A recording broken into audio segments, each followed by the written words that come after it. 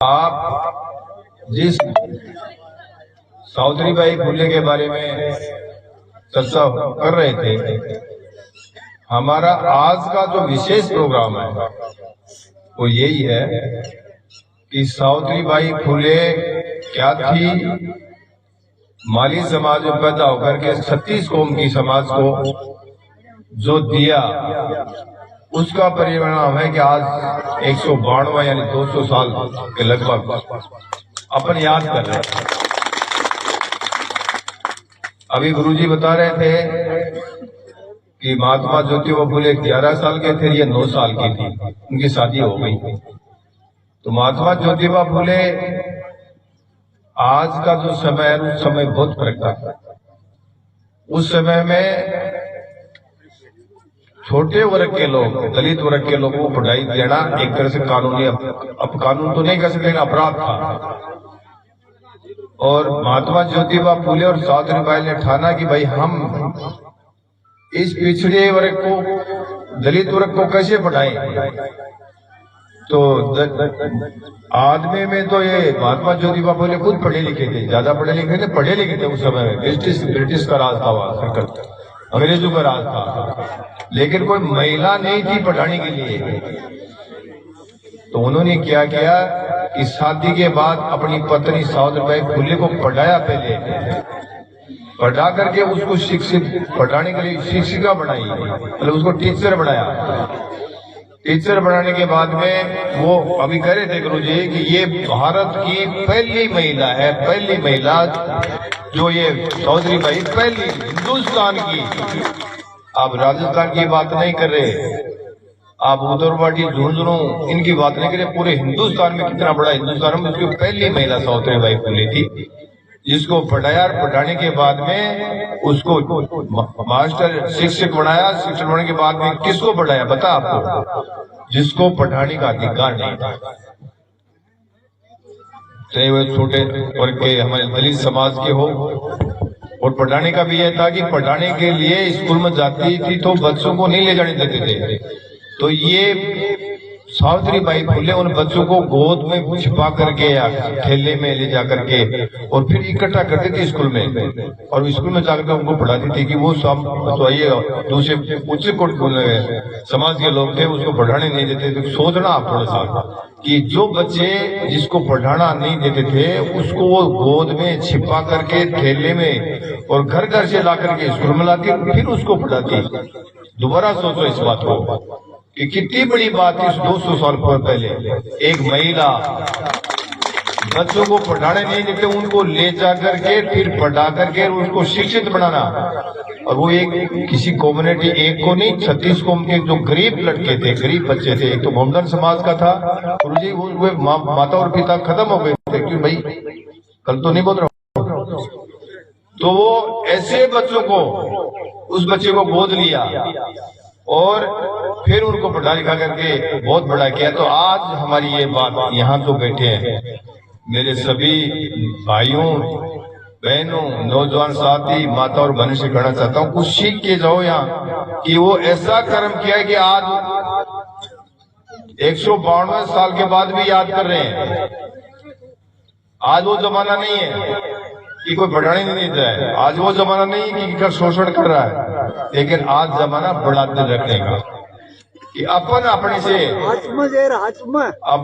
अपने से कोई गरीब है, अपने से कोई कमजोर है तो उसकी मदद करो।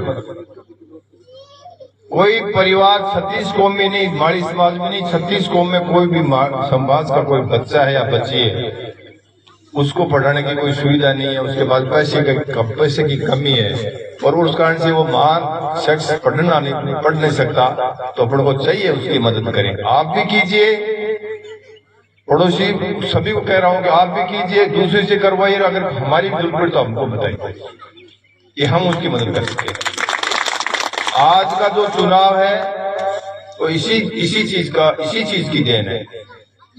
यहाँ जो पहले हमारे 15 साल से विधायक, 15-20 साल से विधायक थे, तो एक ऐसा वातावरण पैदा कर दिया उदरवाटी में, भय का माहौल कर दिया, लूट का कर दिया, मारपीट का कर दिया, दादागिरी का कर दिया, गुंडागर्दी का कर दिया। जनता तरस थी, जनता में पैसे बांटने का काम कर दिया, पैसे वाले बन गए, पैसे बांट रहे हैं, दारू बांट रहे हैं, किसी को डरा रहे हैं। ये थाक नहीं था, बताओ। तो ये माहौल पैदा हो गया।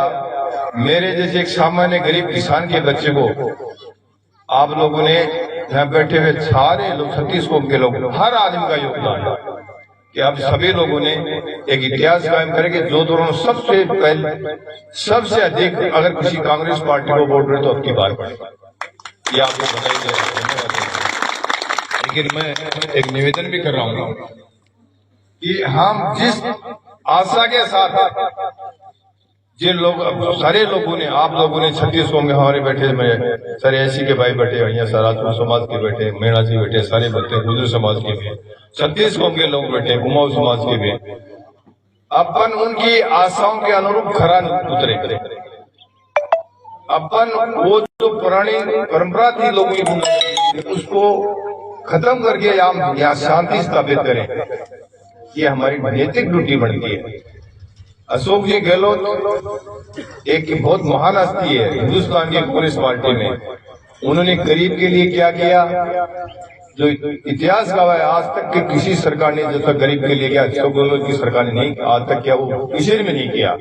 और उसकी 70 सीट तो आई और 25-30 सीट हमारी कोई 1200 को 1500 कोई 200 कोई 700 वोटों में हारी है। और पिछली सरकार जो बनी थी उससे 10 लाख वोट अधिक सरकार मिले कांग्रेस पार्टी को, इससे 10 लाख अधिक मिले। लेकिन बड़ा कोई छोटी सी चूक हुई, हमारी सरकार ने बनी।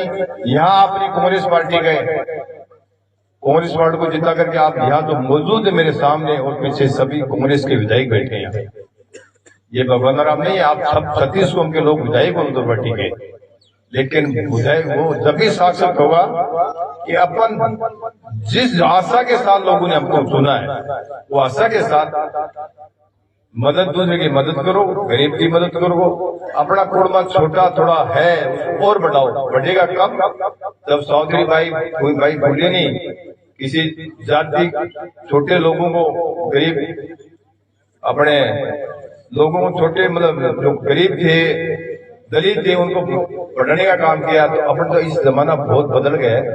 अपन अपने आगे कब बढ़ेंगे जब हम 36 कौम को साथ लेकर के आगे बढ़ेंगे। एक चुनाव किसी प्रजातंत्र में चुनाव किसी एक कौम का नहीं होता है। अब की बार अपने साथ में हमारे 36 कौम के लोग लगे, चुनाव आप जीत गए। जीतने के बाद हम सभी को साथ लेकर चले। मेरा तो कहने का मतलब ये भी है कि आप फिर कभी पड़ोसी के अगर खाना खिलाओगे तो आपकी महानता होगा। मेरा कहना मतलब ये है कि हमारे आदमी कोई, हाँ मैं ये भी कह रहा हूँ, कोई दादागिरी करे आपसे, कोई यहाँ दादागिरी करे तो इतनी कमजोरी मत लाना। भाई दोनों सिद्धांत है, गांधीवादी सिद्धांत भी है, और ये लड़ते रहते हैं मेरे से बड़े भाई। तो मैं कहता हूँ भाई ये ठीक नहीं लगता, लेकिन कमजोरी भी नहीं है अपने में, कोई कमजोरी नहीं है। अगर कोई दादागिरी करेगा तो उसका नाक में नकेल डाल देंगे, चिंता करने की जरूरत नहीं है। लेकिन वातावरण में ऐसा खराब नहीं हो जिसे हम कहेंगे यार आप बहुत वैसी भाषा बोलने लगे जैसे वो पहले वाले बोलते थे। हिंदुस्तान संविधान से चलता है, हिंदुस्तान कानून से चलता है, और कानून से बड़ी ताकत और भय धरती पे नहीं है। आपको मैं बताऊंगा, कानून इतनी बड़ी है कि उससे बड़ा भय, और संविधान से बड़ा भय कहीं भी नहीं है। हिंदुस्तान उससे चलता है, बंदूक की गोली लाठी पत्थर से नहीं चलता। तो इसका ध्यान रखें, कोई भी आदमी कानून की अवहेलना नहीं करे, संविधान की अवहेलना नहीं करे, उनके अनुरूप चल करके और अपना काम करें। हम पूरी तरह से लड़ेंगे, कहीं दिक्कत नहीं है। मेरे को सारा पता है कि रॉयल्टी और क्या हो रहा है, ओवरलोडिंग का क्या हो रहा है, यहाँ सबको पानी के बारे में भेदभाव बरता गया। मेरे को एक एक बात का पता है, लेकिन मेरे को समय नहीं दिया। 20-25 दिन में 5-7 बीमारी में लग गए। फिर अपने विधानसभा की इधर चली, उसके बाद में आप लोगों के गांव में निकल गए। तो समय थोड़ा मिलना चाहिए। भगवान की दृष्टि से 5-4 क्लास पढ़ेड़ो, चिंता करने की जरूरत नहीं, सारा काम को दिक्कत पानी के लिए मैं जबान दी, पानी की थारे कोई समस्या नहीं रहेगी। सरपंच जी सुन लो चाहते आज कोई समस्या नहीं छोड़ूंगा पानी की, और घर घर तक पहुंचाएंगे। आपका सौभाग्य है कि मेरे से राज में क्या होगा, आपका जो मेरे को प्रपोजल दोगे वो राज में पूछेगा। बीघा बावजूद 5-7 करोड़ रुपया था, जो भी मिले मैंने इकट्ठे भी काम में लो, कोई दिक्कत नहीं।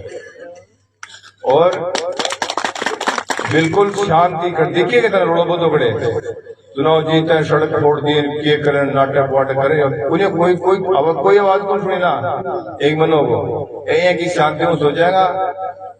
छोटी सी गोली आवे नशा की, तो ले बाद पूरी नींद आवे। 5 साल के लिए तो दे गोली दे ध्यान है, 5 साल की गोली दी ध्यान है, तो आराम से सो। लेकिन फिर जनता की मदद करो, आप खुद विधायक समझ के काम करो, और काम ऐसा करो कि जनता ये कहेगी यार शानदार काम किया। और आप भी गाड़ी गलोच और लूट खसोट चालू कर दोगे तो फिर बचेगा क्या, हम भी उसी श्रेणी में आ जाएंगे। जनता आज मैं तो आपको कह रहा हूं, कर्म अच्छे कर्म करो, फल ईश्वर के हाथ है। अपने अच्छे कर्म करते रहो, फल कब देगा ईश्वर, वो ईश्वर ऊपर वाले देखता है। किसी के बाप की बस की बात नहीं कि वार्ड बस भी कोई बढ़ जाए, ये सब ऊपर वाले की देन है। अपना कर्म अच्छा करो। आप मेरे जवान बच्चों से कह रहा हूं कि दोस्त में होश मत खोना कभी भी, और खोगे तो उससे नुकसान होगा। आज कह के जा रहा हूं मैं, मेरी बात मानना। भगवान राम सैनी राजन गुप्ता के साथ आता 20 साल तक, और वो 7 लोग ऐसे ठाने के, लेकिन भगवान राम सैनी के खिलाफ 151 भी नहीं है आज तक। 151 की धारा भी लागू नहीं हुई हमारी। क्यों कि कम से कम समझदारी से काम लो। गलत काम कर रहा है पीछे हट जाओ, सही कर रहा है आगे आ जाओ।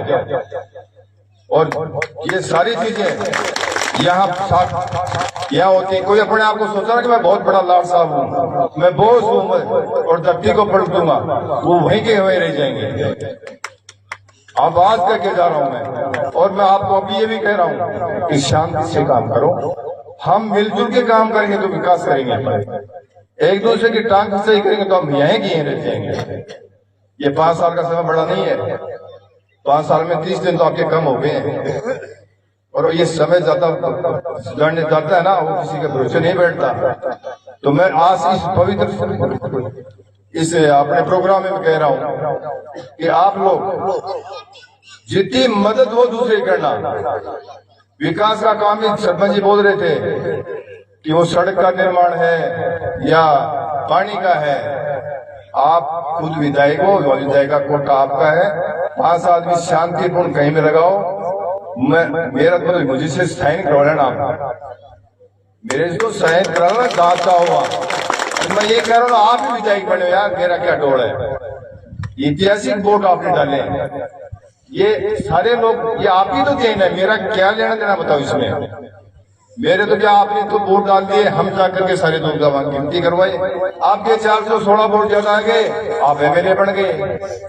कौन सा वजन लट गया मेरे में, कौन सी ऐसी पावर आ गई। मुझे तो आपने डाकिया बना दिया, सेवक बना दिया आपका। मुझे तो कहा कि बेटे ये काम कर, छोटे भाई ये काम कर, बड़े भाई ये काम कर, मुझे जो बताओगे मैं वो काम करूंगा। मुझे तो ये टूटी दी आपने। यहाँ कहाँ पंखे लगे, और जिसके पंख लग जाते हैं ना वो उसी दिन खत्म हो जाता है। आपको मैं अब भी कह के जा रहा हूँ, चाहे वो कितना ही बड़ा हो।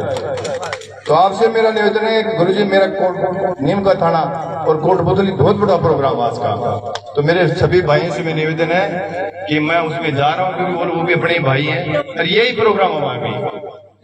तो उसे बुरा मत मारना, सब मिलके काम करेंगे मेरे पास। और ये भी कह रहा हूँ, तो किसी ने वोट डाले या नहीं डाले और किसी को पीड़ा है, वो घर पे नहीं बैठे, अपने पास आए और अपने फोन से, अपने लिखने से कोई किसी का भला होगा तो निसंकोच हमारे पास आए। ये नहीं पूछेंगे तूने वोट डाला नहीं डाला, ये नहीं पूछूंगा तू माड़ी है या राजपूत है।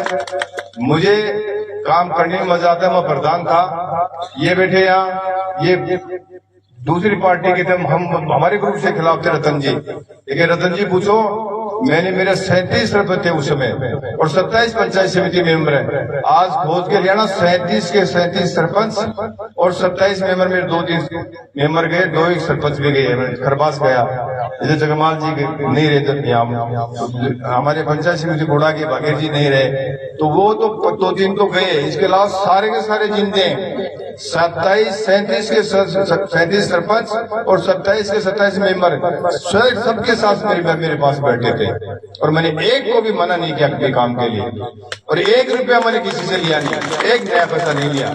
मेरे आज तक सच्चाई है कि मेरे खेत में एक सांड गाली बात उठ गई से और आज मेरे को सुनो, आप सभी का एक मकान हकीकत जयपुर में आपने अलॉट करवा दिया, वो भी मेरा नहीं है।